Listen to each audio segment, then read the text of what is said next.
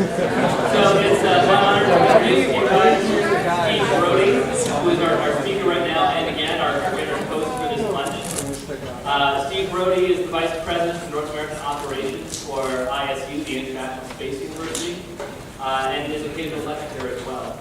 So I also want to mention one thing. We found a cell phone. So if this is yours, you can come get it from us, or if you really want a Verizon Pantech. But yeah, there's a cell phone here. So without further ado, guys, Steve Brody.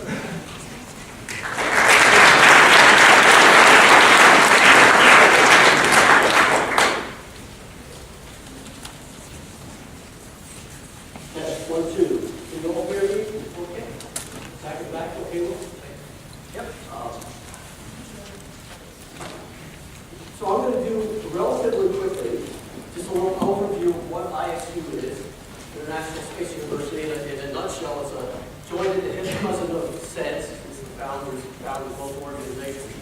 And it's been a pleasure these last several years since I've been with the International Space University since 2006 to come to the SEDS event and sponsor the launch. So, without further ado, ISU was founded back April 12, 1987. And is this visible from the back? Yep. I invite you. There's plenty of seats up here. You have trouble. I don't But you may recognize there's Peter Diamandis, Bob Richards, Todd Hawley, who unfortunately passed away, and Bob will be with you Sunday. And that's them back at the founding conference at MIT. And I think I put in bold here, as I was looking at ISU as an organization, I spent 20 years at NASA, and I took I left from NASA at an early retirement. And as I was looking through the organization that I would join afterwards, I read those words and said, yeah, this is the whole, this is the place for me. So the importance of interdisciplinary studies, the celebrating diversity of culture, philosophy, lifestyle, training, and opinion, being honored and nurtured. That was at the foundation of that these gentlemen set up for ISU, and it certainly spoke to me. Of course, they're founders as well of SEDS and SpaceVision, which is the professional organization beyond, in your 20s, 30s, etc. And the first chancellor, notably, Arthur C. Clarke, who many of you know.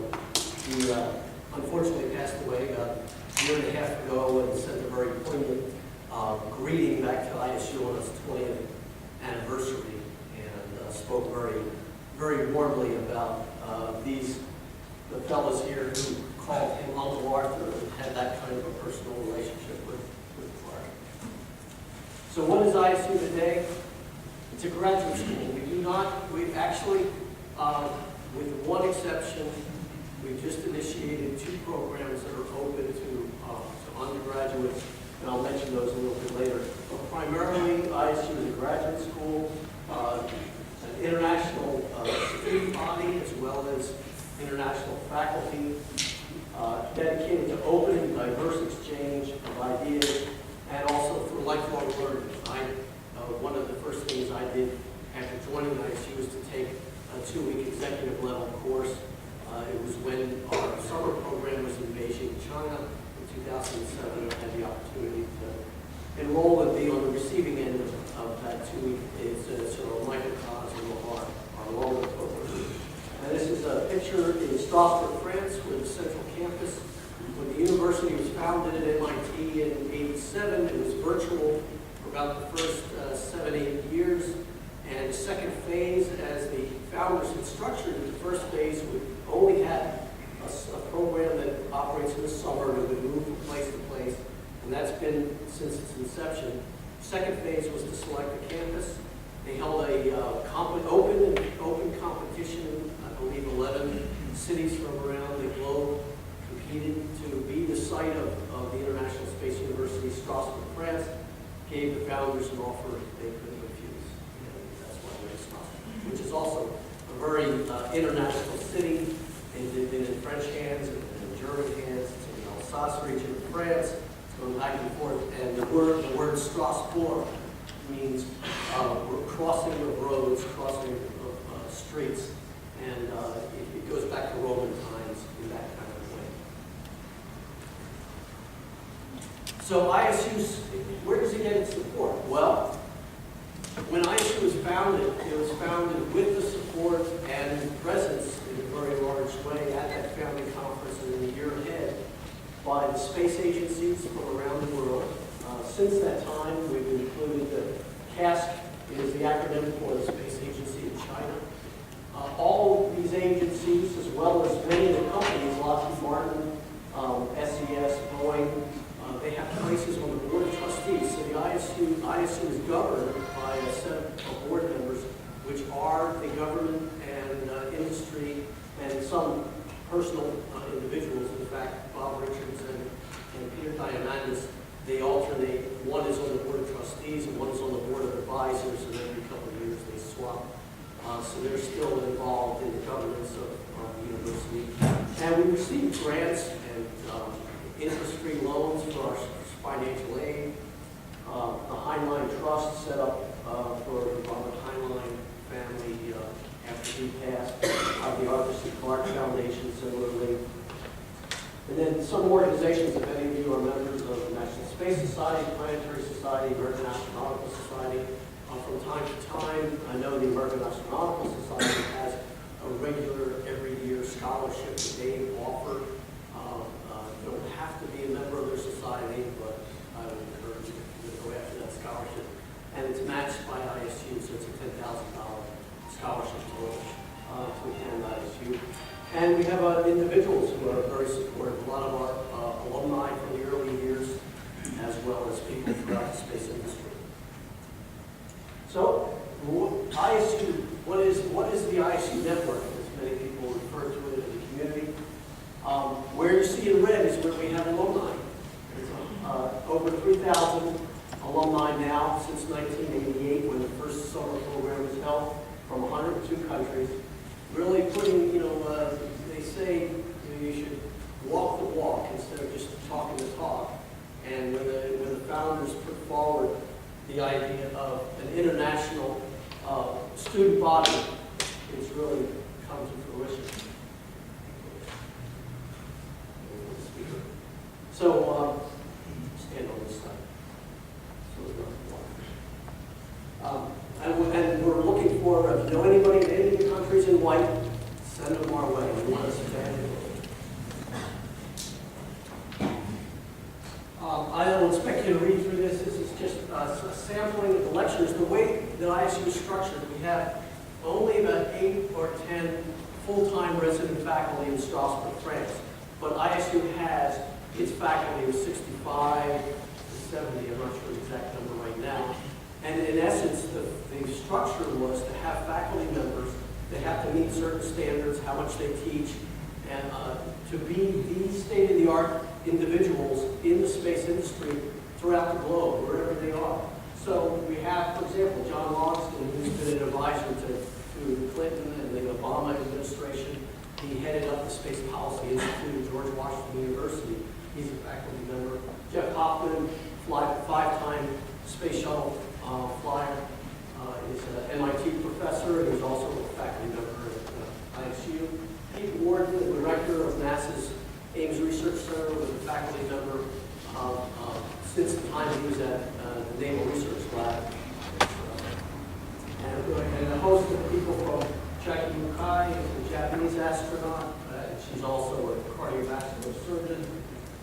Nikolai Polyarenko was part of the Soviet space program in the earliest days. He's been the director of a master's program. He's just retiring at the retirement age. And individuals from Japan, so in essence, these people have quote unquote their day jobs, and they may come to ISU for 3 days, 5 days, a month. Or, for example, Pete Warden, when he was at the Naval Research Lab, he ran a number of our team projects. He would come for either 1 month or the whole summer if he could. Doesn't do that quite as much anymore. He has a few obligations at NASA. And this is a collect, again, I don't expect you to be able to read this. This is just to show, and I can provide these charts PDF format later on. It just shows where people are who are alumni. The first one on the list, Deborah Faculty Lepore. She was alumni from 1989. She's the former chairman of the board of the Women in the Aerospace Organization, and also has her own consulting organization. We have people from NASA, from private sector. Paragon is one of those companies that Ben showed us,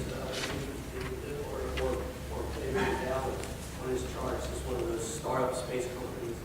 The CEO of it, it was essentially birthed out of classmates from ISU, from Europe, Asia. This gentleman right here, Zhuang Qingwei, at the time that I was in Beijing in 2007, he had the equivalent position of the head of NASA in the Chinese space program. And after that time, he was elevated and is now in the Politburo, or whatever it is, the Chinese communist structure. The minister of well, he's a little long of ISU, and when we were in Beijing, he and another colleague who was the head of the president of the China Great Wall Launch Company, they opened doors for ISU, so we could visit places that even NASA was not being given access to visit.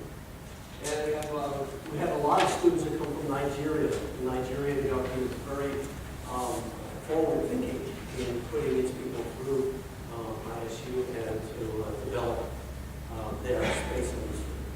How many countries have you had represented by your alum? 102.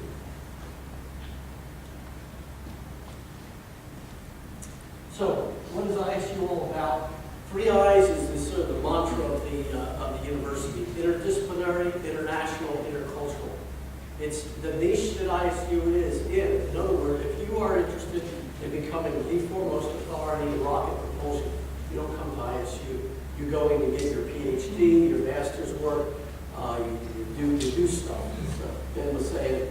And then, if you are looking to become either in a leadership position, or perhaps you've had your fill and you want to get more into of technical work, and you're being pulled more into policy or management, or you want to start your own business and you need to know what a business plan is all about.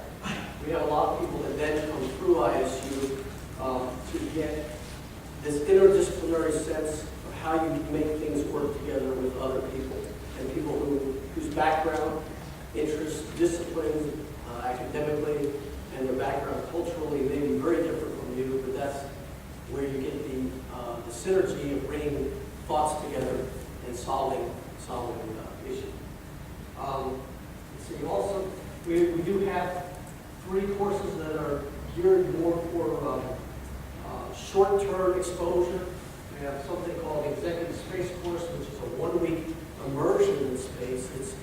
And people from entry level, if you're just with a bachelor's degree, through senior executives. We had a vice president of finance from a satellite company come to that program. It's a soup, what I call a soup to nuts of space, everything from engineering to outer space, UN treaties on outer space, business plans, entrepreneurial space, what orbital mechanics is all about, space science, in 1 week. And then we had this 2-week course, that's the one that I took in Beijing, for mid to senior level people. And we just debuted an executive MBA, which allows primarily distance learning over 18 months with residency on 3 continents. For short, just a short period, 9 weeks out of the 18 months, you're actually with your classmates, and the other times you're in a distance learning environment. Will, how am I doing as far as, can you still hear me back there? Yeah. Okay. So the main programs, the academic programs, and I should have had the executive MBA, this is one chart, I got the update on the plane over here, is our space studies program. That's the flagship. That's been around since 1988. 9-week program has been, we hold a competition and select, just like the Olympic Games, 2 or 3 years out in the future where we will be. We have organizations that bid to us, primarily universities, because in the summertime they have dorm space they can offer us for lodging. But in 2009, the NASA Center, the Ames Research Center, was to ISU, and ISU selected NASA to implement our program, so we were their customer. And that worked out very well. We used the facility in the Bay Area. So that's the 9-week program. It's a vagabond. It moves around to different sites each year. You'll see where those are good. The Masters of Space Studies and Space Management, one more technical, one more policy-oriented. That class is in session right now. It's a 9 months in academic work at our campus in Strasbourg, France, 3-month internship, and with alumni in 102 countries. If you want to go somewhere, we'll find a connection to giving an internship somewhere. They all embrace this 3 I's methodology we talked about. They all have team projects and professional visits depending on where you're located.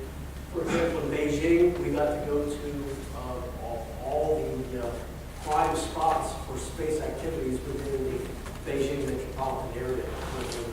Their NASA and their China Great Wall was like Boeing and Lockheed rolled into one, and a few other companies as well. And then team projects, that brings people together so that you're working on a real problem, a real challenge that's in existence now in the space program. Or there's a problem that society needs to solve, like issues in the ocean or issues with the environment, and how can space, either its assets, its resources, its technology, be part of the solution. You work with others from other countries and from other disciplines, so each team must have that spread of international and interdisciplinary character so that you address, in the team project, engineering and science is only maybe a third of the report. The other parts are the business case for whatever solution you might propose, the outreach, public outreach aspects of it, the policy-related issues, legal issues, and any cost analysis that needs to be done. So it's, team projects must have the complexity of a real problem and a real solution.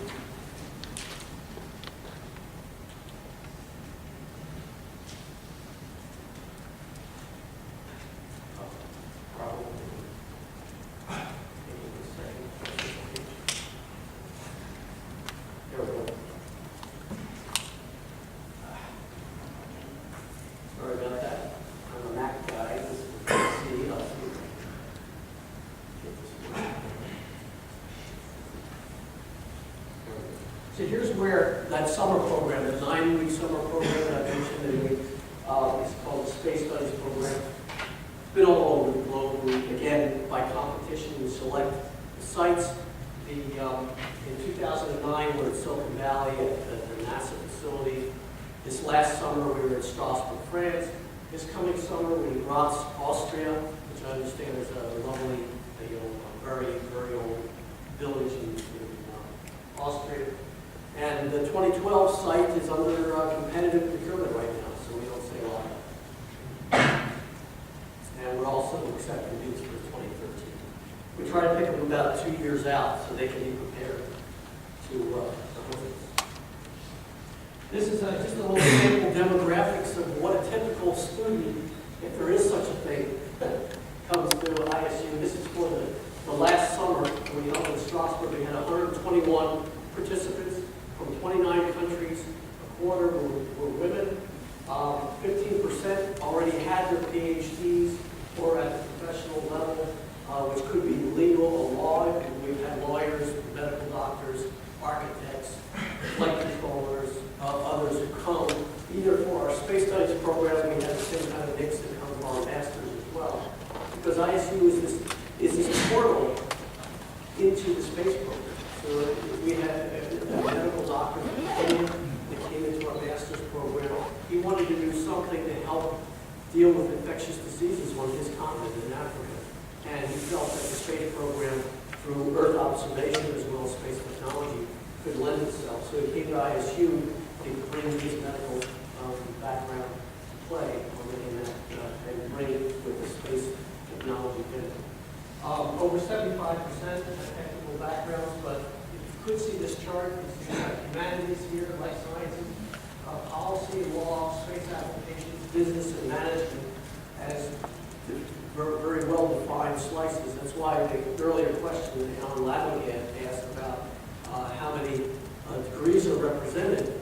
I would like very much that SEDS would be, and like ISU is striving to do, and that is to make sure that we embrace all walks of life, because in essence, to do what we all would like to see, which is to have humanity become very present off Earth as well as on this planet, that will take all kinds of skills and not just engineering.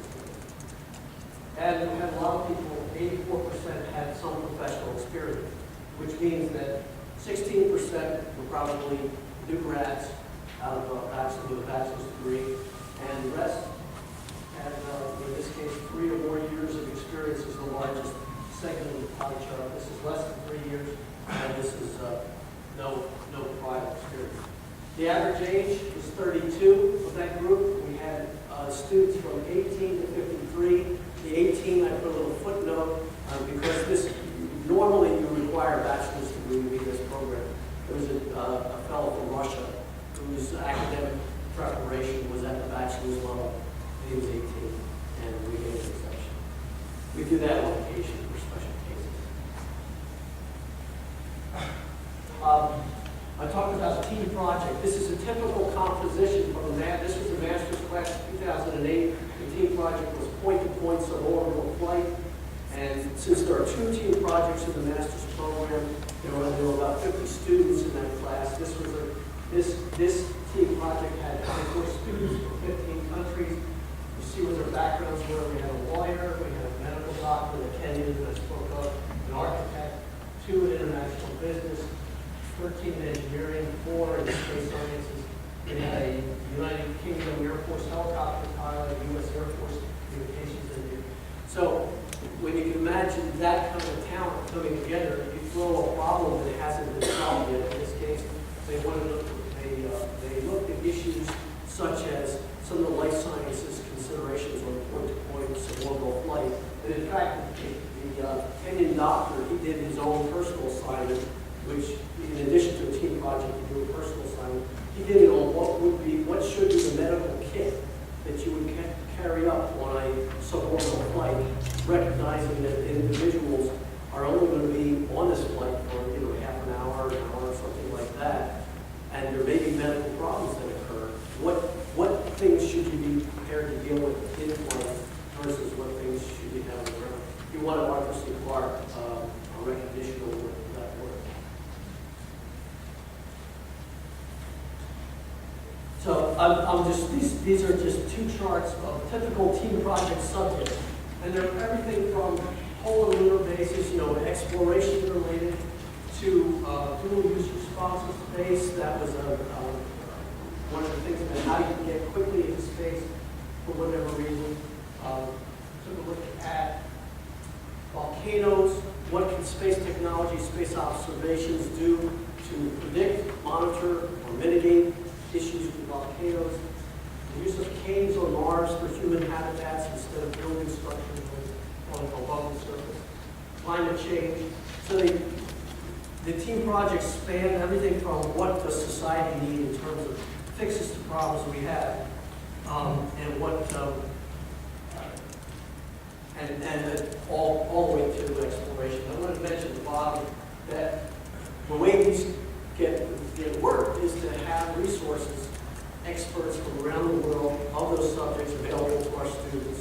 When you get into these key projects, you'll be calling people perhaps or research who's done the most recent literature work and or research about the subject. We've had sponsorships from NASA, from the FAA, World Bank, Boeing, SEDS, X-Prize Foundation that provide financial sponsorship that allows us to have more scholarships for people to come, as well as taps into the talent of our team projects so that the results that come out of that will be readily available to their these are 2010 and are currently going on right now. One that just finished, this top one, was a woman from the Q Trust who's a world-renowned expert on what's happening to the bluefin tuna, to whales, and other marine resources. And she heard that we were going to do a team project about the oceans.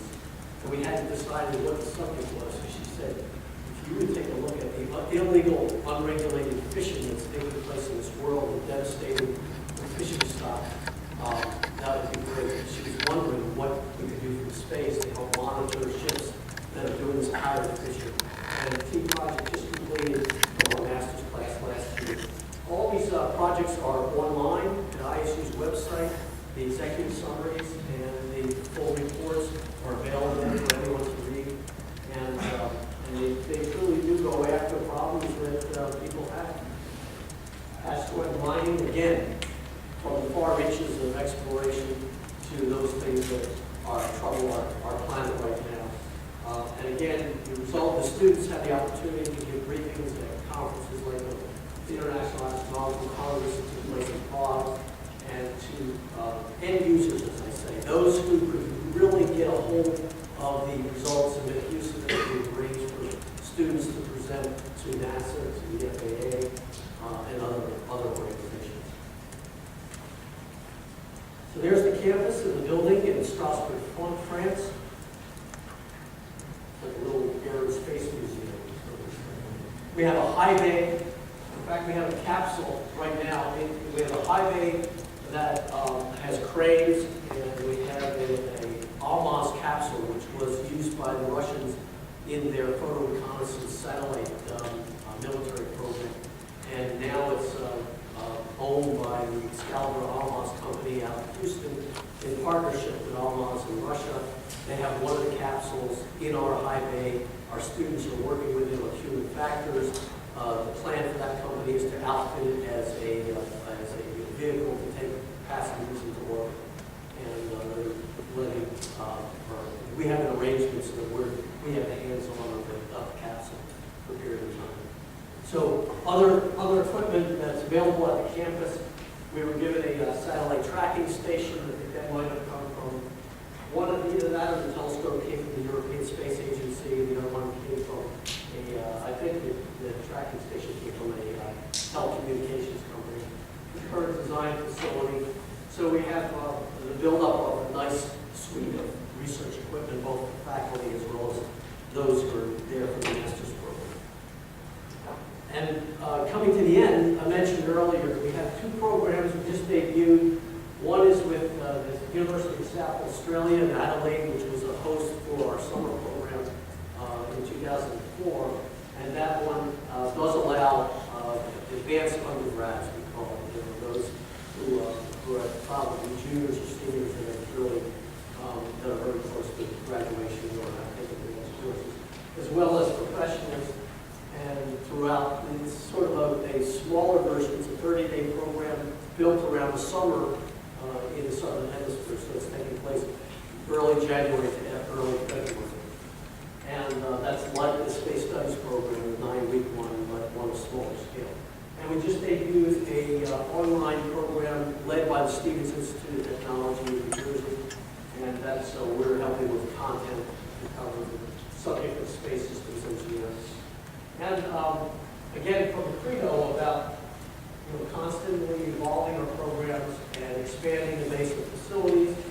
On the Isle of Man, which is in the sea between Great Britain and Ireland, is the International Institute of Space Commerce, which is a think tank organization. We have fellows of that institute to tackle problems in regulation, problems in finance, and others that relate to the business and the profitability of space. The Isle of Man was selected because its leaders are very proactive in this field. They've created a zero tax structure for companies that register on the Isle of Man for profits made out of space activities. So there are quite a number of them.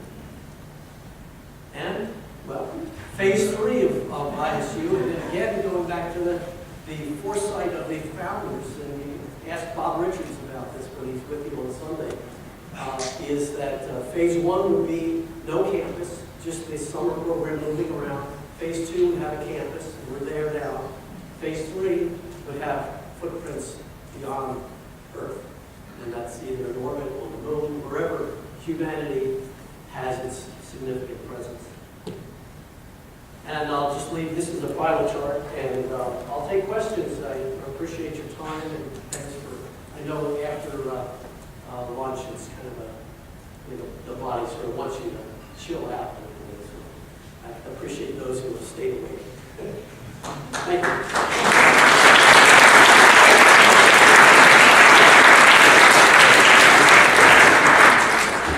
I do have one thing. Tomorrow, if we don't get to any questions that you want to answer today and you want to do more in a private setting during the space, what we call the State of the Industry Exhibition event, ISU will be there. I'll have a table. We'll have a number of our alumni. In fact, those in the room who have been through ISU programs, just so that the students can see and ask you, if you would rate, would you stand up, please, those who have been alumni of ISU? And I know that, we've got, if you look around, Josh Nelson is probably well known as the head of SEDS for the last couple of years. Will Watson, Phil Pomerantz, Kevin Corbett, Peter Newsom, right? Michael Lane, and Alex himself. And thank you. And is anyone here that's been a lecturer or a guest lecturer that's, okay, Will standing up, I guess, Alan? Yeah, thank you. So feel free to ask any of them, especially about the summer program or the master's program, because they will know that much better than I. So we'll have a presence at that event, so please come by. What else? Somebody mentioned I think Alan mentioned our symposium. We have that once a year in February. This February, the subject is maximizing the benefits from extending the space station until 2020. And looking at the full aspect of not only what one can do on the space station, but what does that enable in terms of the infrastructure and the work. Mentioned that. One thing we did last year at this event, and it's still to come, and that was award some cash prizes. And I still hope to be able to do that. ISU has partnered with Women in Aerospace to celebrate the chapter, the SEDS chapter that has the highest percentage of women, to embrace that we really want diversity in our, to a maximum extent in our, both of the SEDS chapters as well as coming to our classes. And we partner with the American Astronautical Society, which has a very broad perspective on space, and that's to award a prize to the chapter with the highest percentage of students whose majors are not engineering and science. So last year that was awarded to the University of Arizona, and last year the Olin College of Engineering in Boston won the one that we partnered with Women in Aerospace. So in each case, there's a cash award of $250 to the chapter, as well as a certificate recognizing that there's something going on at that chapter that's good, and we should all sort of exchange best practices and lessons learned. I do have a picture I was going to share because it dovetails on Alan's presentation, but I do want to just mention a quote. I'm sorry I had you applaud for me. A quote from Bob, from Bob Richards last year. You'll ask him if he'll say it again.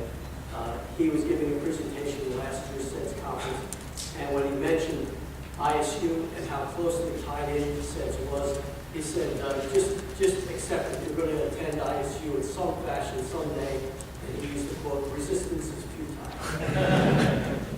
And then finally, because Alan raised the issue of space tourism and some of the big question marks and all that, let me see if I can.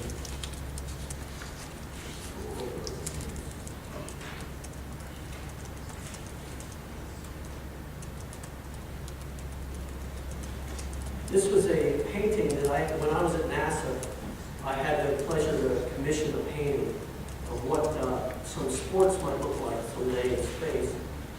And what was created was the Lunar Games, which is an image of what the Olympics might look like on the moon someday. And this was done in the early, I think I commissioned this in 1995 or so. And Pat Rawlings, who's a well-known space artist, researched it thoroughly so that he's got the pole vaulter and the weightlifter in the background and other events sized to the gravity, lunar gravity of 1/6. There's holographic projection of the basketball game that's taking place in the next stadium. There's back here GNN, Global News Network, bringing the games back to Earth, and rockets that are coming and going. And on the back of this litho was produced by NASA with a little bit of big borrowing, stealing some money from different organizations that I did in the mid-90s. We made 200,000 copies of this litho with on the back information for teachers and students about what you would weigh on the moon and what it would be like to have sport. And it was distributed at the Olympic Games in Atlanta in 1986, I believe, and has also been made available to the educational resources. So the idea of if you can believe that someday we'll get to this point, imagine what we can do in the near term to get there. And it's just, I like to show it, whether or not it's relevant. And that's on the web. If you Google the Lunar Games, you will find that on the web. Also with the explorations. So with that, I'll say if you have any questions, I'm happy to answer.